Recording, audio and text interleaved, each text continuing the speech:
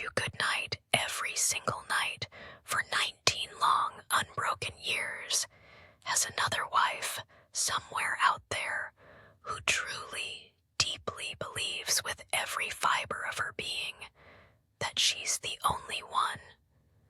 And the first time your hands ever shook wasn't from the pain of discovering the truth.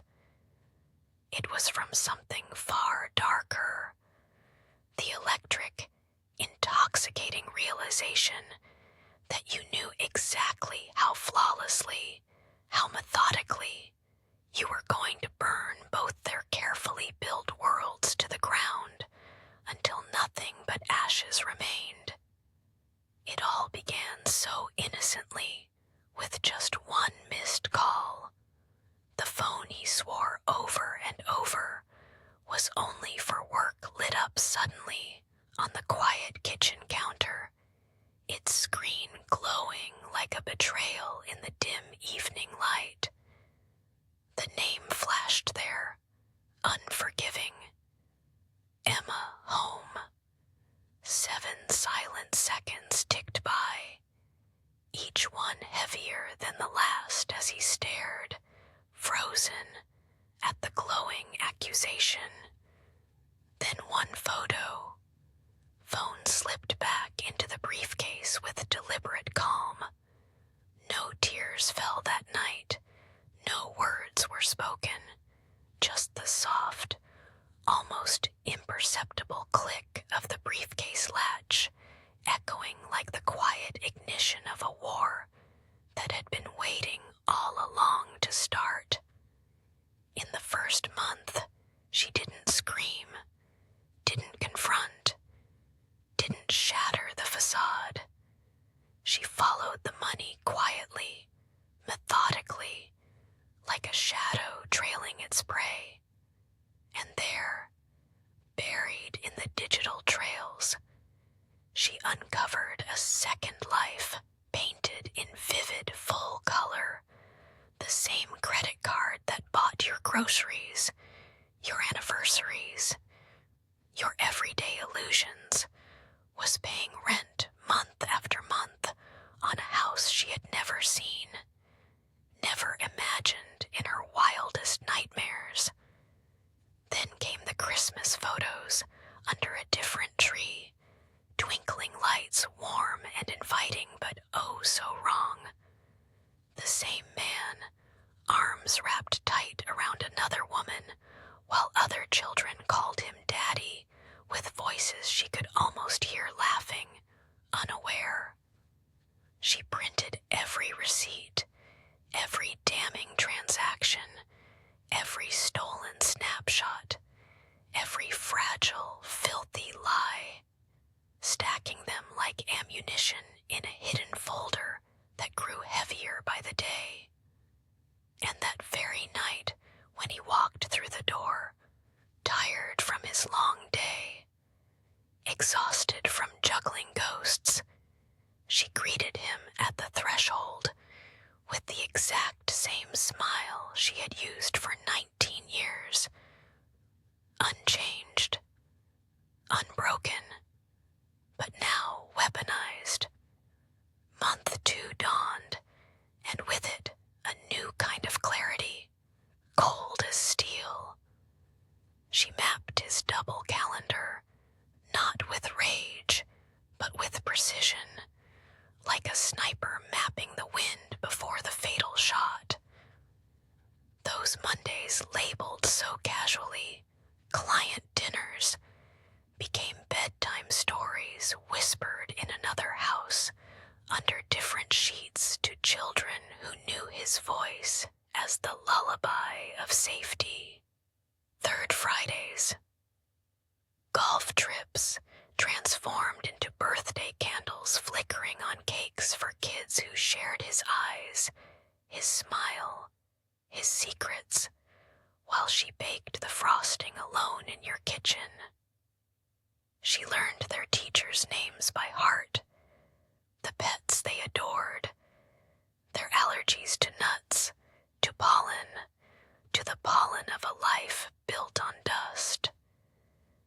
And yet every single morning, as the sun rose on the lie, she still turned to him over coffee and whispered soft as silk, "Have a good day, honey." The words hung there, innocent, loving, but now laced with a venom only she could taste. Then the months began to blur, one into the next, like shadows lengthening at dusk 4. She opened the first secret account, a digital vault hidden in plain sight. 9. The transfers started, so tiny they looked like nothing, mere rounding errors in his bank app, glitches he would never notice. 18. The folder in the safe grew heavier page by page, while her heartbeat grew lighter, freer with every stolen cent. 36. The amounts compounded quietly, compulsively, enough now to fund escapes, dreams, a future he would never touch. 60. 5 full years of this exquisite dance, each transfer a step closer to the edge. Together, all those errors added up to something monumental, enough to buy the life he thought only he controlled. Through it all, he never noticed the subtle shift, the hardening in her eyes that were once soft with trust and now forged in quiet fire. He still bragged to his friends over beers, over golf, about his perfect, trusting wife, the one who asked no questions, the anchor in his storm of deceptions. One ordinary night, he came home early, unexpectedly. He found her sitting alone in the living room in the enveloping dark. No lamp lit, just her silhouette staring intently at that Christmas photo of his other family, smiling under their stolen tree. She turned slowly and smiled exactly like always, that practiced curve of lips, warm, welcoming, deceptive.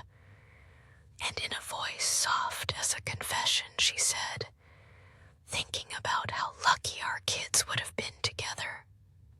He laughed easy, untroubled, leaned in, kissed her forehead tenderly, like nothing had changed, and went upstairs to sleep the sleep of the guilty, sound and deep. He never noticed that the photo was no, because now the gloves are off and the real shit show begins. By year 2, she didn't just know his lies. She had his entire double life schedule memorized like a goddamn Amtrak timetable. Monday, client dinners. That was him tucking in his secret daughter, the one with his crooked-ass grin and Emma's dimples. Friday, golf trips. Birthday parties 3 states away, where a little boy blew out candles screaming "Daddy," while everybody thought his first wife was 6 feet under. Yeah, dead, because that's the bullshit story he sold Emma. My first wife died in a car wreck 10 years ago. Classic widower play. She even started sending anonymous gift cards just to fuck with him. $500 to Target on the kid's birthday. A full spa day for Emma on Mother's Day. Just enough to make him wake up at 3 a.m. sweating bullets, pacing the bedroom whispering, "Who the fuck knows? Who the hell is doing this?" And every single time he came home rattled, she'd rub his shoulder and go, "Rough day at the office, babe." He'd kiss her like she was his goddamn savior, and then brag to the boys at the country club about how lucky he was to have such a chill, ride-or-die wife. she'd just smile and think, "Keep talking, sweetheart." By year 3, she had 7 secret accounts open. 7. One for every year this asshole stole from her.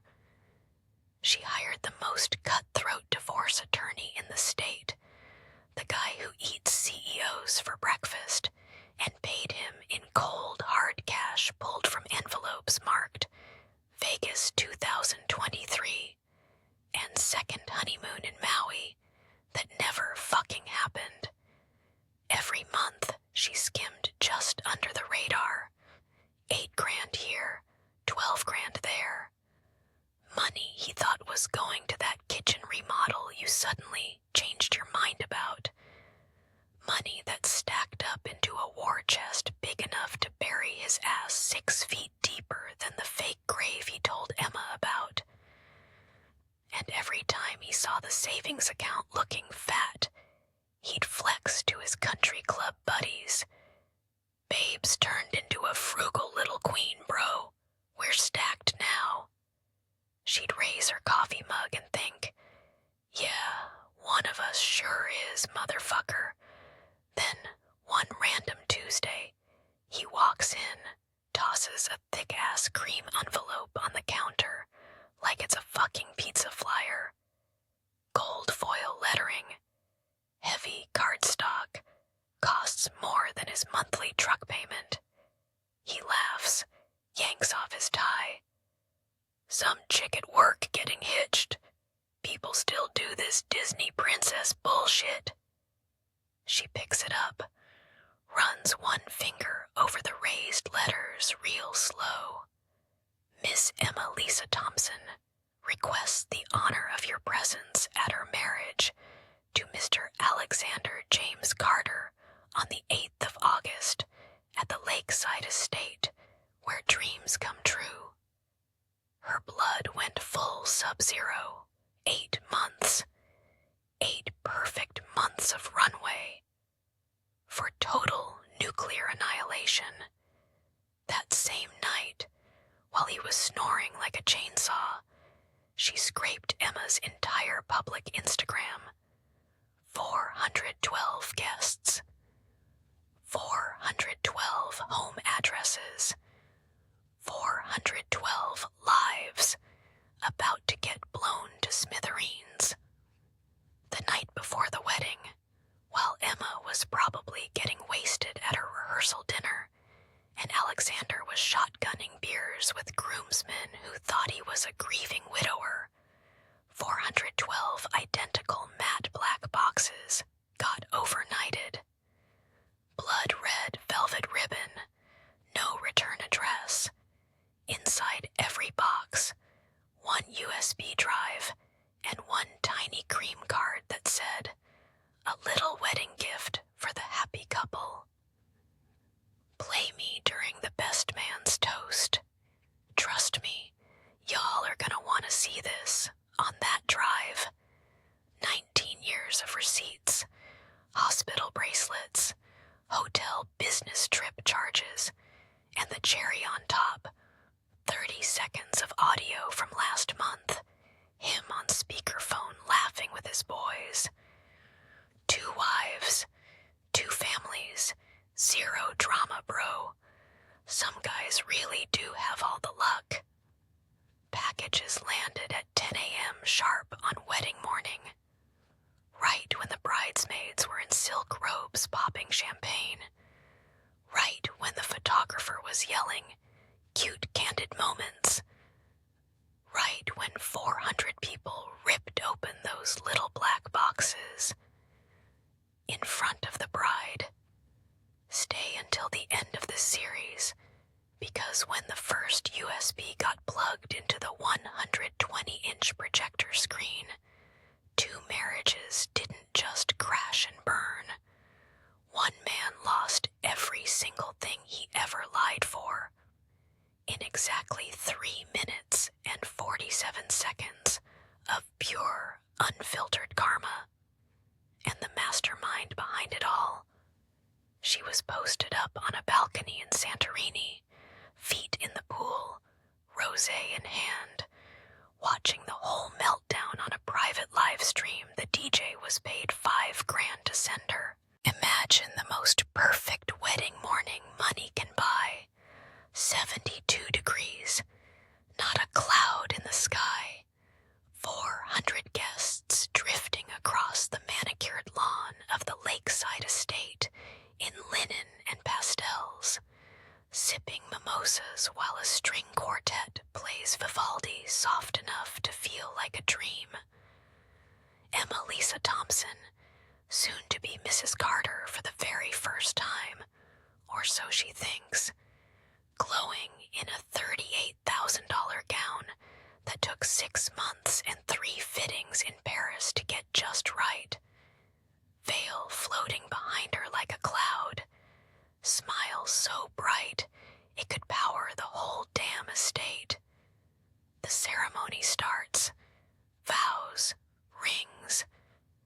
The best man stands up for the toast, glass raised, cheesy grin on his face, ready to tell some story about Vegas and bad decisions. That's when the massive 120-inch screen behind the altar, the one that's supposed to roll childhood photos and cute couple moments, flickers once, twice, then drops to pure black.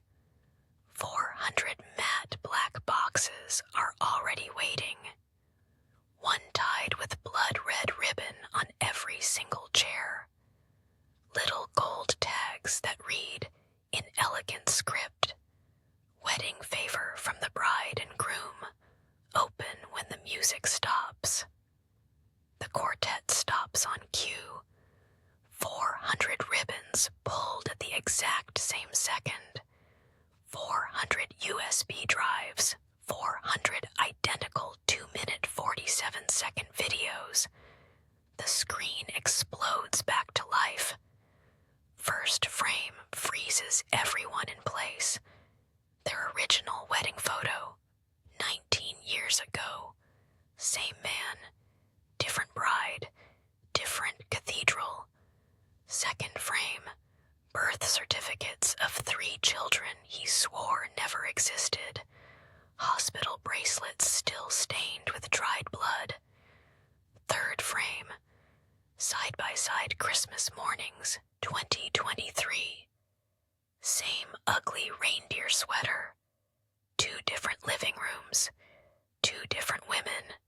2 different sets of kids tearing open presents while calling him daddy. Then her voice fills the entire estate. Calm, measured, recorded weeks ago in a quiet room with nothing but a glass of red wine and 19 years of rage. Hey everyone, some of you have known me for 20 years. Some of you followed Emma Lisa's wedding hashtag and thought this was her big day. Either way, allow me to introduce myself. I'm wife number 1, and I've been waiting a very long time to crash this party. The groom's face drains of every drop of color. Emma Lisa's bouquet hits the grass with a soft thud you can hear in the silence. Her father, a retired federal judge who still carries himself like he owns the room, lunges for the laptop. Too late. The video keeps rolling. Bank transfers, hotel receipts time-stamped, out of town for work. Screenshots of him texting Emma Lisa, "Can't wait to make you my wife," while the real wife was putting their kids to bed 3 states away. Then the audio clip everybody screen recorded and posted 1,000 times before sunset. His own voice, laughing on speakerphone to his best friend 3 weeks ago. 2 wives, 2 families, 0 drama, man. Some guys really do have all the luck. 400 guests gasp in perfect unison. Phones shoot up like it's a damn concert. Live streams start rolling before the groom can even open his mouth. He tries to bolt. His own brother from the first family, the one he paid $5,000 to be an usher today, steps in front of the aisle, arms crossed, dead calm. "Sit down, bro. We're just getting started." Emelisa rips the veil off her head, veil that cost more than most people's cars, and looks him dead in the eyes. One sentence that got 42 million views in the first 24 hours. "You told me she was dead. Turns out the only thing dead in this story is your fucking soul." The string quartet packs up mid-note. Children are crying. Caterers are already boxing the uneaten lobster rolls. The photographer is live on TikTok whispering, "I'm literally shaking right now." By the time the screen finally fades to black, the wedding is over. Not postponed, not awkward, over. And the woman who planned every single second of it. She's 35,000 feet above the Atlantic, noise-canceling headphones on, glass of champagne in hand, watching the whole thing unfold in real time on the private link the DJ was paid $20,000 to send her. She raises her glass to the screen, smiles the first real smile in 5 years, and whispers to nobody, "Cheers to fresh starts, sweetheart." Part 4 drops tomorrow, 8 p.m. The divorce hearing. The moment he walks in thinking he still has something left to fight for, and realizes the game was over before he even knew they were playing. You won't believe how far she took it. 6 weeks later, courtroom silent. You could hear a marriage die. The judge didn't raise his voice once. He simply read the list. House, hers. Retirement, hers. Lake cabin, hers. Every future paycheck for the next 18 years. Garnished, split 50-50 between 2 sets of children who now refuse to share his last name. He stood there in the same wedding suit. It no longer fit the man inside it. She sat in the front row, wearing black. Not mourning. Funeral attire for what used to be their life. The judge looked at him and said 5 words that will follow him into the grave. "You built this. You lose it." Their daughter, 17, same eyes as her father, was asked if she had anything to say. She walked to the stand, looked straight at him, and spoke so softly the microphone barely caught it. "I waited for you on my birthdays. Turns out you were busy making someone else's come true. We're done waiting." She stepped down. He finally cried. No one moved to comfort him, not even the bailiff. Emelisa never appeared in court. She mailed the signed annulment from an airport in Athens. By the time it reached the clerk, her plane was already over the Atlantic. No goodbye, no interview, no trace. He kept the second family, lost everything else. Now rents a studio above a dry cleaner's that still smells like the cologne he wore when he lied. Some nights, he drives past the old house, slows down, watches new children swing on the same swing set he once hung for his daughters, then drives away before anyone calls the police. And every single year, on the exact date that would have been his second wedding anniversary, a plain white envelope appears in his mailbox. No return address, just one photograph